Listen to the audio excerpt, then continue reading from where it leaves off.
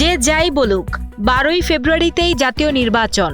এর একদিন আগেও নয়, একদিন পরেও নয়। ভোট হবে সুষ্ঠু, শান্তিপূর্ণ ও উৎসবমুখর পরিবেশে। যমুনায় প্রধান উপদেষ্টার সাথে মার্কিন দুই সাবেক কূটনীতিক আলবার্টস গম্বিস ও মর্টস্ট্যান সৌজন্যে সাক্ষাৎ করতে গেলে এ কথা বলেন প্রধান উপদেষ্টা ডক্টর মোহাম্মদ ইউনূস। সাবেক সেনা কর্মকর্তা জিয়াউল আহসানের বিরুদ্ধে 104 জনকে গুম ও হত্যার অভিযোগে চার্জ গঠন করে আগামী 8ই ফেব্রুয়ারি বিচার ও সাক্ষ্য গ্রহণের দিন ধার্য করেছে আন্তর্জাতিক অপরাধ ট্রাইব্যুনাল। তবে আসামি পক্ষ এসব অভিযোগকে ভিত্তিহীন বলে দাবি করেছে।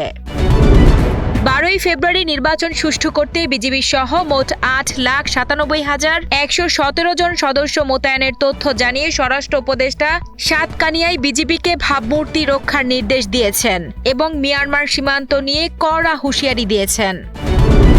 বিএনপির নেতা সালাউদ্দিন আহমদ জুলাই জাতীয় সনদ বাস্তবায়নের অঙ্গীকার পুনর্ব্যক্ত করে বলেছেন, জনগণের গণতান্ত্রিক ও সাংবিধানিক অধিকার নিশ্চিত এবং দেশে শান্তি শৃঙ্খলা প্রতিষ্ঠাই তাদের রাজনীতির মূল লক্ষ্য। কক্সবাজারের পেকুয়ায় এক সম্মেলনে তিনি দেশের মানুষের অধিকার আদায়ে এবং গণতান্ত্রিক ধারা সমুন্নত রাখতে সবাইকে ঐক্যবদ্ধ হওয়ার আহ্বান জানান।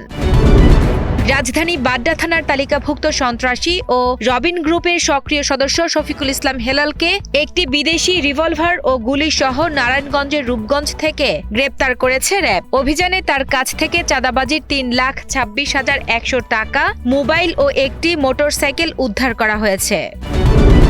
চট্টগ্রাম বিশ্ববিদ্যালয়ে উপাচার্যের মেয়র নিয়োগ সহ 1.5 শতাধিক পদে অনিয়ম ও স্বজনপ্রীতির অভিযোগে আজ বিশেষ অভিযান চালিয়েছে দুর্নীতি দমন কমিশন দুদক। বিতর্কিত 565তম সিন্ডিকেট সভা সহ সাম্প্রতিক সময়ে বিপুল সংখ্যক শিক্ষক কর্মচারী নিয়োগের স্বচ্ছতা যাচাইয়ে নথিপত্র সংগ্রহ ও তদন্ত শুরু করেছে দুদকের একটি বিশেষ টিম।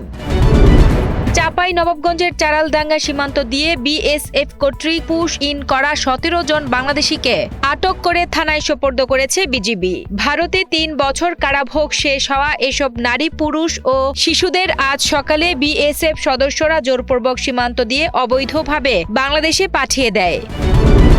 গাজীপুরের টঙ্গীতে বকেয়া বেতনের দাবিতে আন্দোলনের মধ্যে আমটানেন্ট গ্রুপের শতাধিক শ্রমিক হঠাৎ অসুস্থ হয়ে পড়েছেন, যাদের মধ্যে 43 জনকে হাসপাতালে ভর্তি করা হয়েছে। কাজে যোগ দেওয়ার পর বমি ও শ্বাসকষ্ট দেখা দেওয়ায় কারখানা এলাকায় উত্তেজনা বিরাজ করছে এবং পরিস্থিতি নিয়ন্ত্রণে রাখতে অতিরিক্ত পুলিশ মোতায়েন করা হয়েছে।